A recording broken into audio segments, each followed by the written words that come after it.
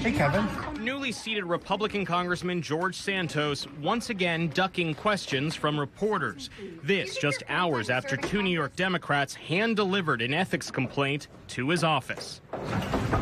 Congressman Richie Torres and Dan Goldman, in their complaint, accused Santos of failing to file timely, accurate, and complete financial disclosure reports.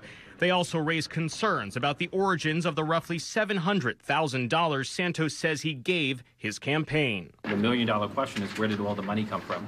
Torres and Goldman want the House Ethics Committee to launch an investigation into the freshman congressman.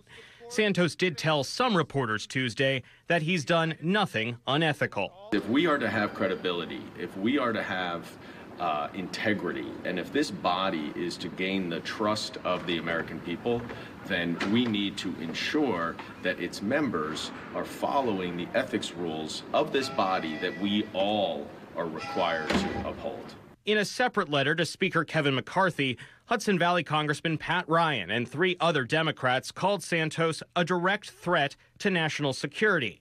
They demanded he be barred from accessing classified information. The complaint and letter come as prosecutors at the local and state level say they are looking into Santos, who represents parts of Queens and Nassau counties.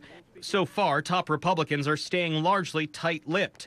The number 4 House Republican, Elise Stefanik of upstate New York, telling me this when I asked if she regretted endorsing Santos during the 2022 election. This is going to play itself out. Look, he was the Republican nominee. He was the duly elected member of Congress, and he was seated.